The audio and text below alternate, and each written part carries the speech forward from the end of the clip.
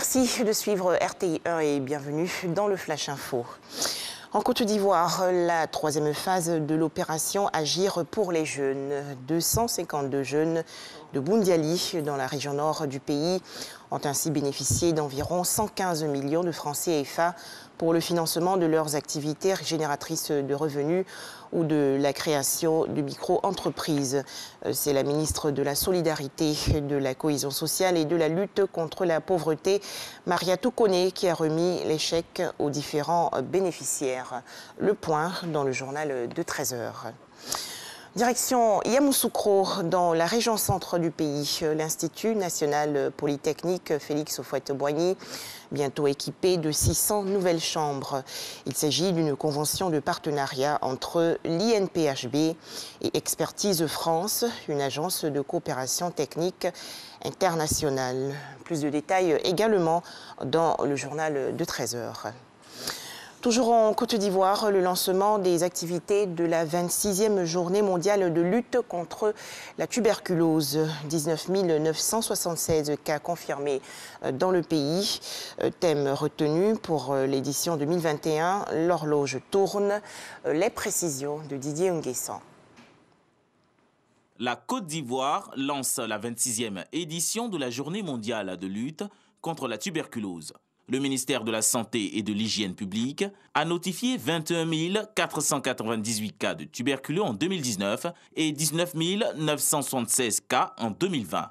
Avec la pandémie de la Covid-19, les résultats de la riposte nationale sont restés mitigés au cours de l'année 2020. Baisse des cas confirmés de 8% et un taux de 86% de succès du traitement de la tuberculose ont été enregistrés par le Programme national de lutte et ses partenaires. L'heure est de renforcer les actions préventives. Nous voudrions donc encore, à l'occasion de cette journée commémorative de la tuberculose, vous renouveler notre disponibilité et notre engagement à travers tous nos membres, en vous disant ceci. Oui, l'horloge continue de tourner. Unissons donc nos forces et agissons, car c'est ensemble que nous pourrons venir à bout de cette pandémie qui impacte trop considérablement notre société.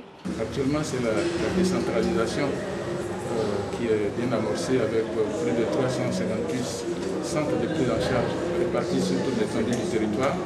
Après avoir présenté les ambassadeurs de la lutte contre cette épidémie, le ministère de tutelle a rappelé à ses acteurs l'importance d'agir.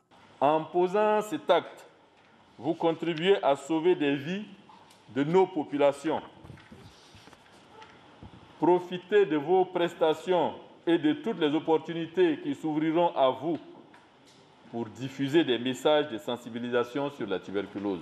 L'Organisation mondiale de la santé, OMS, par le biais des États, compte réduire la mortalité due à la tuberculose de 90% d'ici 2030.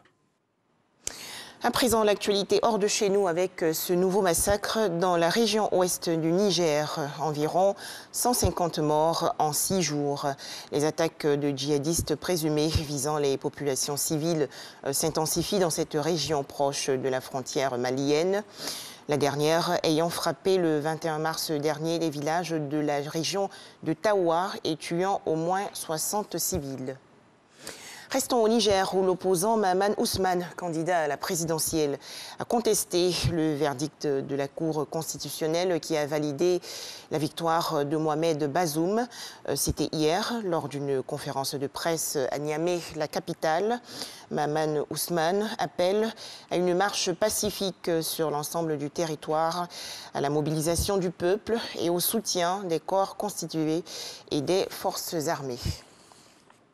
Enfin, les Israéliens aux urnes aujourd'hui pour les législatives. 4e élection en moins de 2 ans. Ce scrutin porte sur l'avenir politique du Premier ministre Benjamin Netanyahou, jugé pour corruption, mais aussi architecte d'une intense campagne de vaccination contre le coronavirus dans le pays. Voilà, merci de nous avoir suivis à 13h, l'édition complète.